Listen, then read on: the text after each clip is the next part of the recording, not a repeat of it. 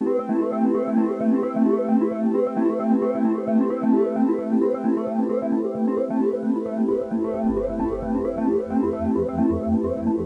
what's going on, guys? My name is Jeremy. Welcome back to Saber Brick Studios. This is the Battle of Endor Moc series. Me and my brother Joseph are going to be taking this massive Lego Star Wars mock to Brickworld Chicago 2023. And last time we worked on this mock, guys, we worked a lot on the actual terrain portion. We built about 5 entire base plates using what's called mill system, which is basically building on top of bricks and then putting plates and other bricks and other details on there.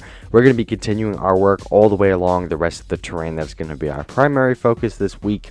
Next week, we'll probably be focused a little bit more on the base and some of the landing pad portion. But the first thing I'm going to do is start by building that. As you guys can see, I've added an entire base plate of detail around that tree. We're using that nougat and brown color as kind of the forest bed and path colors, and using the kind of different greens to represent different grass patches and all that. I really think that looks fantastic. We're really trying to meld it and blend it together and make it look really natural, because grass formations are really strange. We also worked a little bit on this front section here. I was able to get a lot of details in and blending work. Of course, there's still so much to do, but we like the idea of having a kind of light green patch kind of jut out of that dark green patch that you guys see around this entire section of the front area, which is primarily going to be where the battlefield is, which is why it's open. We also plan on putting an ATST in that general location. But over here, guys, there's going to be a landing pad, and of course the path's going to lead to that. And then there's going to be a little cargo pad on the bottom that's going to kind of match the path that's going to lead to that.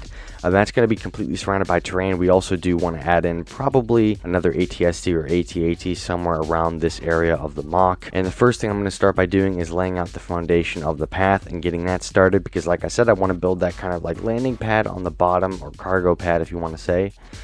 So there's a look at that all cleared up and all that. You guys can see what we're working with, several base plates. So that path is going to be a pretty decent amount of round parts that we're going to have to use for that. But we want to be able to have this look like an AT-AT can actually walk on that area. It's not going to be on the actual path, but it is going to be to the side of the pads.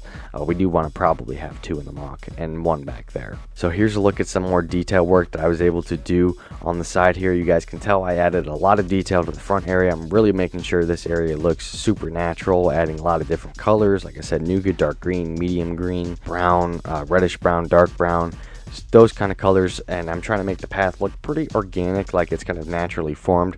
We do want an ATST to be able to walk on the path, so we're making it roughly that wide. And then as you guys can see, I connected that entire dark green patch around that light green patch. I think that looks really cool, because the dark green and nougat represents more of the forest bed, where it's a little flatter, a little wetter, and then the medium green represents where it's a little drier and higher up.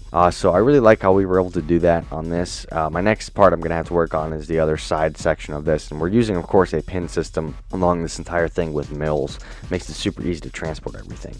But here's a look at that other completed side there. It took me a while to build terrain, and that's one thing, if you guys don't know anything about terrain, it takes a long time to do this kind of stuff. It probably took me several hours just to do this entire front section that you see here. Again, none of the plant life and forest bed and some of the smaller logs and trees that we're adding are on the mock yet, minifigures, because we don't have the space and they were kind of getting in the way of constructing everything. And we also think the studs on top look makes the grass look really rough and the path look really rough, and then using a few tiles in between is kind of the look we're going for. I think it more accurately represents what kind of dirt and grass would look like before you put on actual plant life. And then we're obviously going to have to do a lot more work in the back section behind there. Holy cow, guys, we got a lot of work done this week on the terrain. I'm really happy with the amount of progress I was able to make on that.